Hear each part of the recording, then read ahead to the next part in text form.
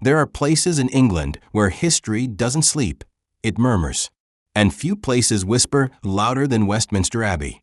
Tourists walk its stone corridors today with awe and reverence, gazing at the monuments of kings, queens, and poets. But when the crowds leave and the light fades through the Gothic arches, something else stirs in the silence. The air grows colder. The candles flicker as though breathed upon by something unseen. Monks, centuries dead, are said to walk again. This isn't folklore from the countryside or tales told to frighten children. Westminster Abbey, the heart of English faith and monarchy, has been home to documented hauntings for over 900 years. Priests, guards, visitors, even royalty have sworn they've seen ghostly figures in robes gliding silently through the cloisters, their faces pale and hollow, their footsteps echoing on stone that should have forgotten them long ago. But to understand why this abbey is haunted, why its ghosts never rest, you have to look at what it really was. Not a church for worship, but a mausoleum of power. A place where the living built their thrones upon the bones of the dead. Before kings and coronations, before poets and politicians were entombed there, Westminster Abbey was a monastery, home to Benedictine monks who lived by vows of poverty, silence, and devotion. They rose at midnight to pray, fasted through the day, and slept only when exhaustion forced them to. But these weren't gentle saints in paintings. They were men trapped between faith and fear, living in an age when the line between holiness and horror was razor thin. The Abbey's foundation legend begins with a miracle, or a warning. Around the year 616, a fisherman named Edric was rowing his boat along the Thames when a blinding light appeared above the marshland where Westminster now stands. Within the light, he claimed to see St. Peter himself descending to consecrate a church. Edric was told to carry the message to King Sebert. A holy site had been chosen by heaven. But the story that should have blessed the ground instead cursed it. Because the fishermen of the Thames swore that on misty nights, a spectral light still appeared, flickering over the water like a lantern from another world.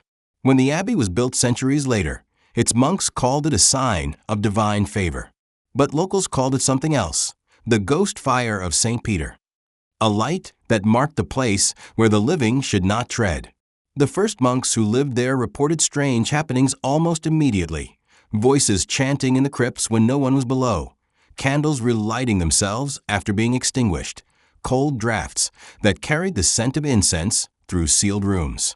Some said the abbey had been built atop pagan burial grounds. Others believed the soil itself was hungry, that every prayer soaked into it like blood. And the monks began to die, quietly, mysteriously. Some were found frozen in prayer, kneeling before the altar as though caught mid-penance. Others disappeared entirely. Their robes were later found laid out neatly on the cloister floor, as though the men had simply evaporated. Whispers grew that something beneath the abbey demanded more than prayer, that the stone itself had become a vessel for the souls who had built it. In 1042, when Edward the Confessor rebuilt Westminster in grand Norman style, he dedicated it to St. Peter once more. But during its consecration, a strange incident occurred that the chronicles record only in veiled language. The air turned bitterly cold despite the summer heat. Candles flickered and went out one by one. The monks claimed to hear footsteps pacing behind them, though every man stood in place. And in the final moments of the ceremony, a figure in a tattered robe appeared in the shadow of the altar. The witnesses described it as a monk whose face was made of ash. The apparition vanished, but that night, one of the elder brothers collapsed in terror, muttering, "They never left." It was the first official haunting recorded in the abbey's history, and it would not be the last. By the time the first Norman kings began to claim Westminster Abbey as their burial place, the monastery had already changed. The air was no longer filled with the quiet humility of prayer, but with the grinding of stone and the echo of hammers, the sounds of empire being built upon consecrated ground. The monks no longer served merely God, they served power. And with that power came something darker than faith, the belief that holiness could be bought, and that sanctity could be forced from the bones of the dead. When Edward the Confessor died in 1066, his body was laid to rest in the abbey he had built. They said angels sang above his coffin, and that the scent of roses filled the air. But the truth was less divine. The monks, desperate to prove the abbey's sanctity, embalmed his body using ancient methods, wrapping it in spices and oils stolen from pagan traditions. For days, they chanted night and day beside his corpse, believing that by keeping vigil, his spirit would ascend directly to heaven. But by the third night, something began to rot. The smell of death crept through the church, thick and sweet, and the candles began to flicker without wind. One monk wrote in the margins of his psalter that he saw Edward's body twitch beneath the shroud, as if sighing. Another claimed the candles beside the coffin burned blue, a sign, in medieval superstition, that souls were near. From that night forward, the monks said Edward the Confessor never truly left. His ghost was seen wandering the nave, pale and silent, carrying a small cross in one hand. He appeared only when the abbey was under threat, during fires, during the plague, during the English Civil War. And always, the air grew cold when he passed. But Edward was not alone in haunting his creation. As more kings were buried in Westminster, Henry III, Edward I, Richard II, the abbey's tombs became more like doorways than graves. Each monarch demanded a more elaborate resting place than the last. Gold, silver, precious stones, entire chapels carved for their remains. And for every royal body laid beneath the floor, more monks died preparing it, poisoned by embalming chemicals, crushed by stonework, or found dead after nights spent in the crypts performing ritual prayers to sanctify the dead. But those prayers were not always Christian. Hidden in the margins of the abbey's own manuscripts are strange sigils, circles, stars, geometric patterns, copied from older sources. They were part of an ancient ritual of sealing, meant to bind restless spirits beneath sacred ground. The monks were not just burying kings, they were trapping something else with them. There are whispers of a secret chamber beneath the high altar, a vault known only to the abbots and royal masons. Some historians dismiss it as myth, but others claim that during repairs in the 16th century, workmen uncovered a sealed staircase leading downward, carved with Latin warnings. Asterisk, do not disturb the sleepers of the cloth. Asterisk, the staircase was quickly bricked over again, and no official record of it was ever made. The hauntings grew more frequent after that. A night watchman in 1302 reported hearing monks chanting long after curfew, a slow, rhythmic dirge echoing from the east cloister. When he went to investigate, he found the choir stalls empty, but the chanting continued, coming from beneath the floor. The sound was like voices rising through stone. During the Black Death, Westminster became a tomb in its own right. Thousands of bodies were buried in the grounds surrounding the abbey. The surviving monks prayed constantly, believing the disease to be a punishment from God. But when the deaths reached their own brotherhood, they began to lose faith. They sealed the abbey doors and conducted strange rites in secret, mixing relics with herbs, whispering prayers not written in the scriptures.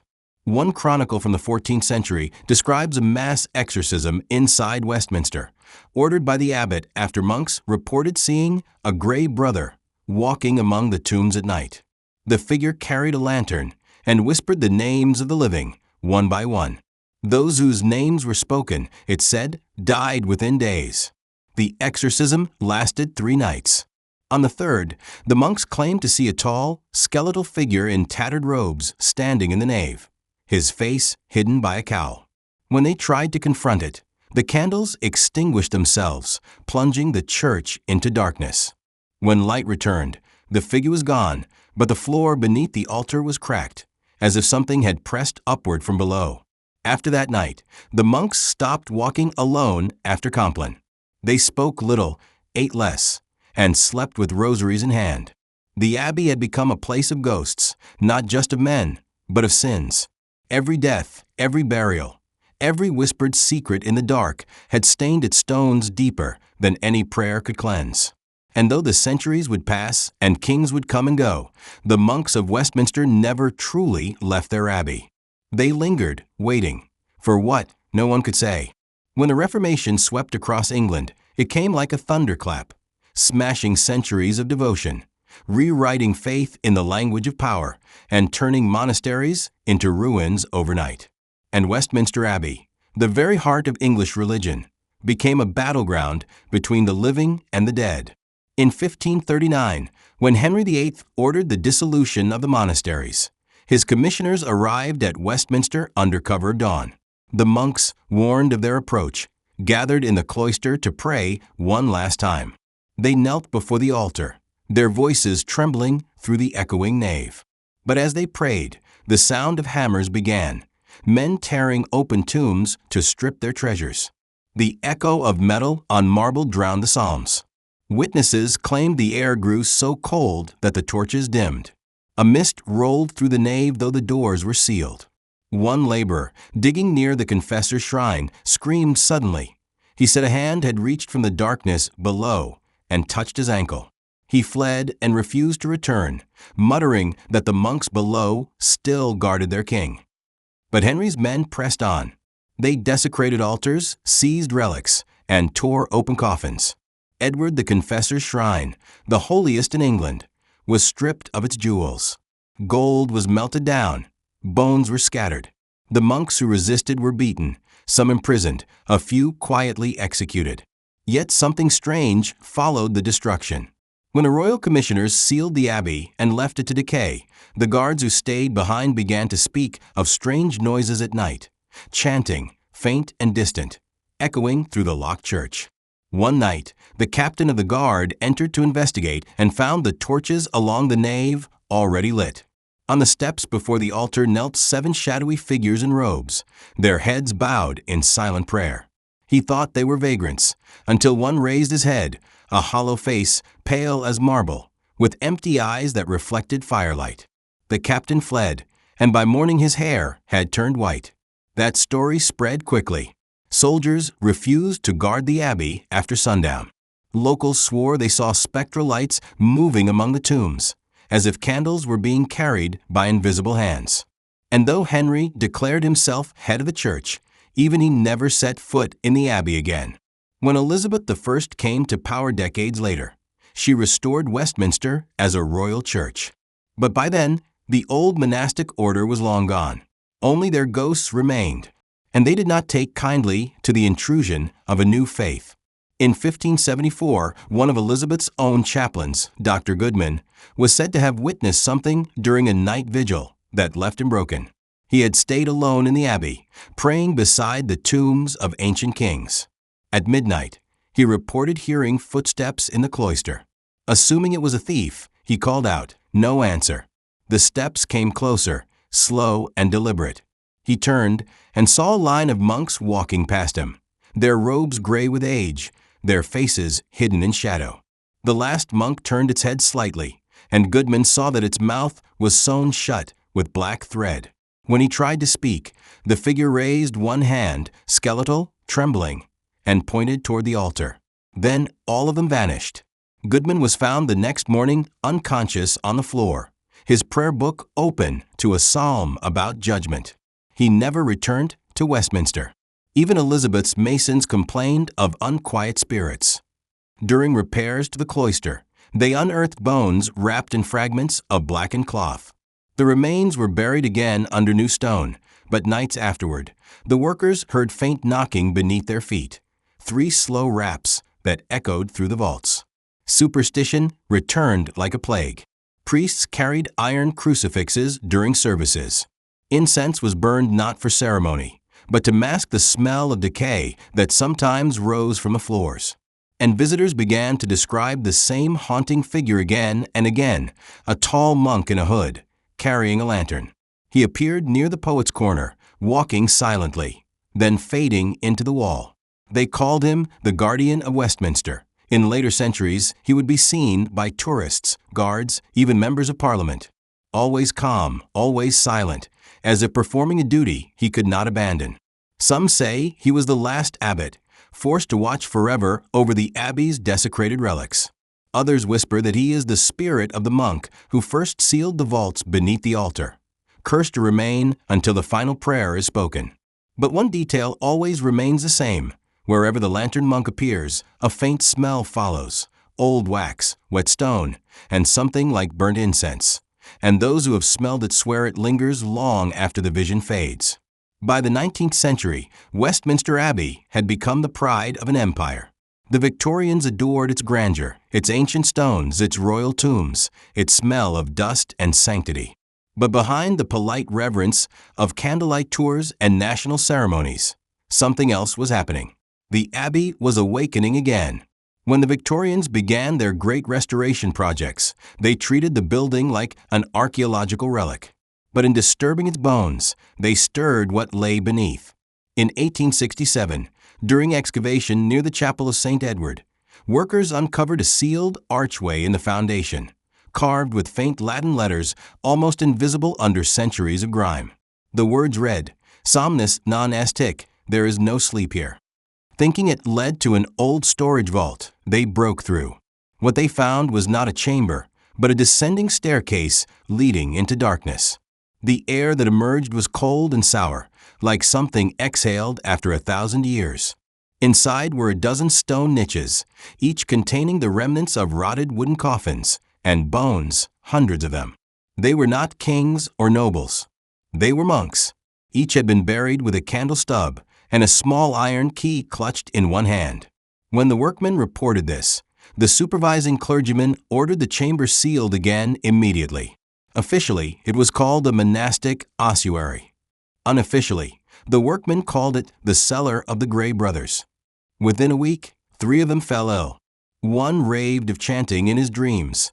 Another refused to go near the abbey again, claiming he saw a hooded figure standing at his bedside each night, whispering his name. After that, the abbey's caretakers forbade further excavation in that section. But the damage was done. People began seeing the ghosts again, more frequently, more vividly. In 1907, a verger locking the north transept late at night reported hearing the sound of a choir, not distant, but close, as if from the very walls. He followed the sound toward the nave and saw, by the dim light of his lantern, a group of monks processing down the aisle, their faces veiled, carrying candles that burned without flame. He swore that one turned to look at him, revealing eyes as black as hollows. The choir faded, but the sound of their footsteps continued for nearly a minute after they vanished. Newspapers at the time dismissed it as superstition, but more witnesses came forward. A visiting historian who claimed to see a ghostly monk bent over a tomb, a tourist who fainted near the confessor's shrine after feeling a hand of ice brush her arm. Even the clergy quietly admitted that certain presences were known to linger. But the most chilling event came during World War II, when the abbey was nearly destroyed by German bombs. On the night of May 10, 1941, an incendiary struck the cloisters. Flames rose to the roof, and for a moment it seemed the abbey would fall. Yet eyewitnesses said something extraordinary happened. The fire stopped. A firefighter, interviewed years later, described it. "We were certain it would spread. Then I saw men, monks, I thought, walking in the smoke, carrying buckets that didn't spill. But when we reached them, there was no one there, just footprints in the soot. When dawn came, the fire had spared the main church completely. The cloisters were damaged, but the nave stood untouched. In the ashes, among the ruins of old prayer books and melted candles, someone found an object lying on the floor, an iron key corroded with age. After the war, the abbey's ghosts seemed quieter, as if they'd fulfilled some strange duty. For a while, the sightings ceased. But not forever. In the 1960s, a BBC film crew received special permission to record at Westminster after hours for a documentary. The cameraman, setting up lights near the high altar, noticed movement in the corner of his viewfinder, a flicker of white cloth. He assumed it was a colleague until the figure turned and looked straight into the lens. A face pale as dust, eyes hollow, the hood of a monk's robe drawn low. The image was caught on film, but when developed, the frame showed nothing. The crew reported hearing whispering throughout the night. The producer later refused to return, saying only, "The place breathes when it's dark." Even today, security guards whisper about cold pockets of air in the cloisters where breath fogs in the middle of summer. Tour guides avoid speaking about the lantern monk, who still appears near Poets' Corner. They say if you see his light, It means someone in the abbey will soon die. And some visitors claim they've seen a strange procession near the confessor's shrine. Faint shapes moving in silence, robes brushing the floor, their faces turned toward the altar as if still praying for redemption that never came. For centuries, Westminster Abbey has been the stage of coronations, weddings, and funerals, a monument to faith and empire. But beneath its grandeur lies a graveyard that has never rested. The monks who built it gave their lives to the church, only to find themselves trapped in its shadow. They were meant to serve God. Instead, they serve eternity. In modern London, Westminster Abbey stands as a museum of faith, polished stone, electric light, the sound of cameras clicking where monks once whispered their confessions. But even now, the ghosts have not gone. They've only grown quieter, subtler, absorbed into the stone itself like breath into frost.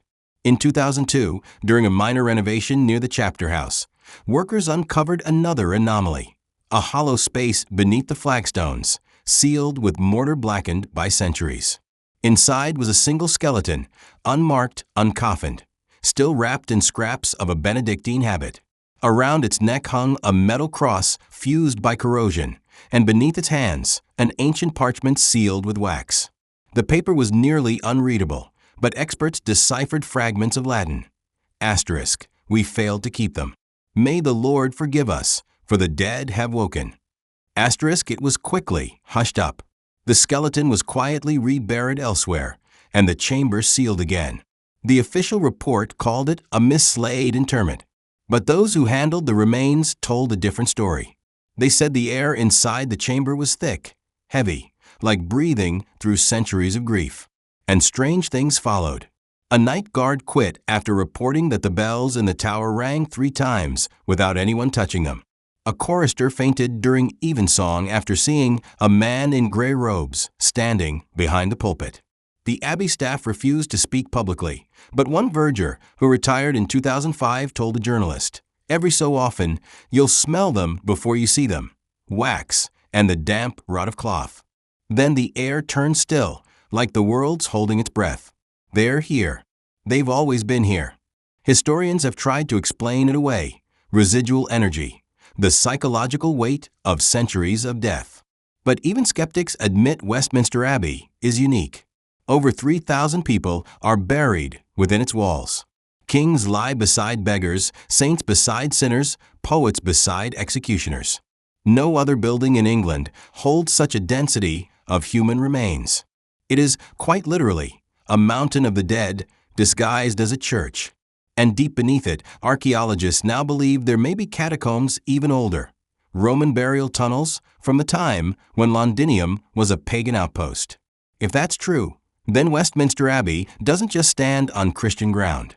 It stands on something far older, something that predates the cross itself. Some suggest this is why the hauntings never cease. The abbey was built not merely atop the graves of monks, but over the bones of forgotten gods. The lights, the whispers, the shapes moving in the cloisters, they may not be spirits at all, but echoes of something ancient, replaying through the centuries like a memory trapped in stone.